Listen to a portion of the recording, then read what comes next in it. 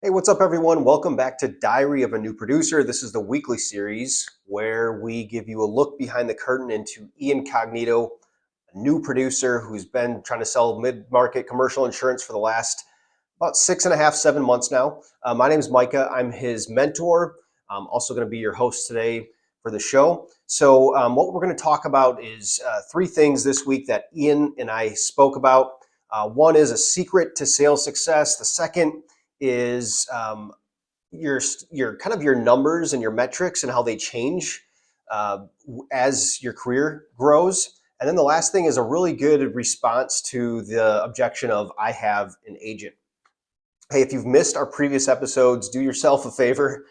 Go check them out. Every week is different. Doesn't matter if you hop in here on week, I think we're 27 now, or week 2. There's always different things we're talking about that are relevant to you at any point in your career. And if you like this channel, like our content, do us a favor, give us a thumbs up and share it with others. It helps get the word out there and helps our channel grow. So, all right, let's get into this, folks. All right, power of writing. That is secret to success that I want to talk to you about. I shared this on a short, but in college, um, I was failing. We had to take scientific courses, right? Labs, and I'm not a science person. And I failed the first exam of the year. I think it was my sophomore year of college.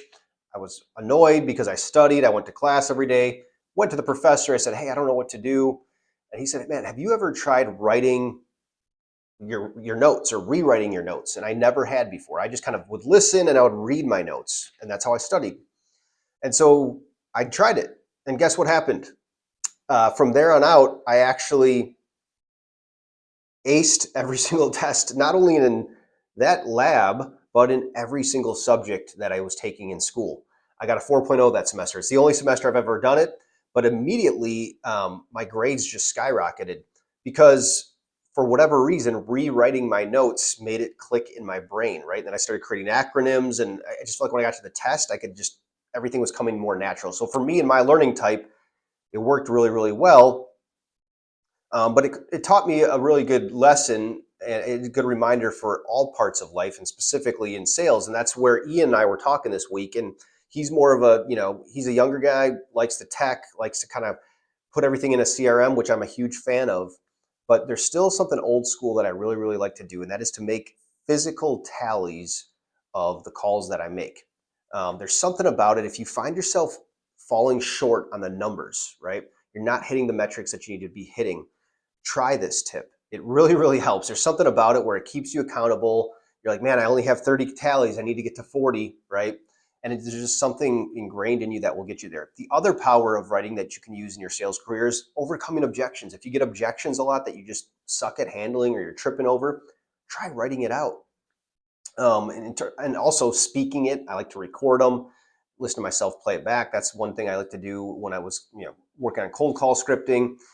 And another area that writing can be really helpful, and I just did this a year ago, was my first meetings, right? I kind of realized like my first meetings I had a structure and a framework, but I was like, man, they're not as effective or as impactful as I think they could be. And so I took the time and rewrote what I wanted to say on a first meeting, right? Almost word by word. Now I don't go into a meeting and read it, but just that writing exercise helps ingrain it in my brain and helps it become more second nature. So as Ian and I were talking, he just started doing the tally mark a week ago. I did tell him that 6 months ago, but that's okay. I didn't force it on him, but now he's actually doing the physical tallies and he's noticed a difference. And I've noticed it personally. That's why I'm just a huge proponent of doing that.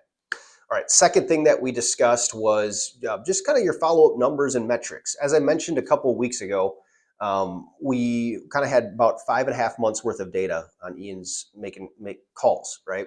And what the thing that we started talking about is now after month 6 and into 7 and kind of beyond, what should start happening is those numbers and those ratios should get better. So if maybe you were setting a meeting once every 8 calls, it might go to once every 7 or once every 6 conversations, right? Or maybe if it used to be one conversation every 14 calls, maybe it could get to 1 in 10 eventually. And that's probably the best it will get to.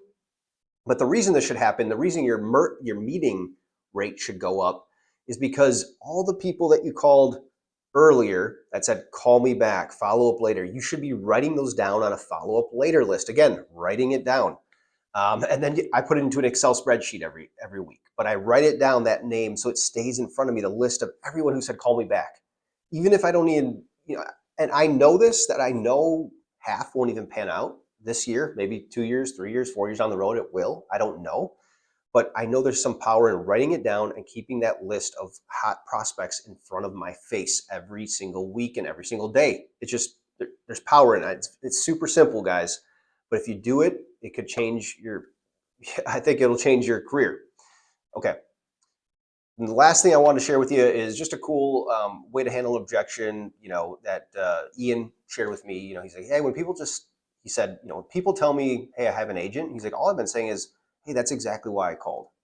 Everyone that has an agent typically, is happy, but they still have some curiosity in their mind and they wonder, am I overpaying? Am I missing anything? And that's why I was calling to see if you'd ever be open to discussing due diligence and what that might look like. Pretty cool way to handle an objection.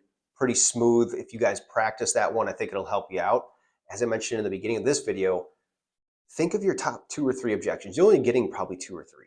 And think of a good response to them. It doesn't have to be a way to overcome it, but just a good question back to that person to maybe make them think. I've talked about this before, but there's when you're making cold calls, there's a lot of power in being able to make that one extra call or ask that one extra question. I mean, it can feel uncomfortable at times, right? When you're making calls, you're already kind of nervous and they shoot you down right away. It can feel uncomfortable to ask that one extra question, but that's just how you extend conversations, and that's how you ultimately create more opportunities. Because in this game of commercial insurance, the difference between failing and success is very, very small. And I say that because it doesn't take a lot of wins to have a good year, right? If you're going after the right size accounts. And, 1, 2, 3, 4 conversations that didn't get extended that could have been extended and could have led to maybe 1 or 2 extra sales could be the difference between you having a good year and having an average year or a poor year. So that's all I got for you today, guys. Stay positive.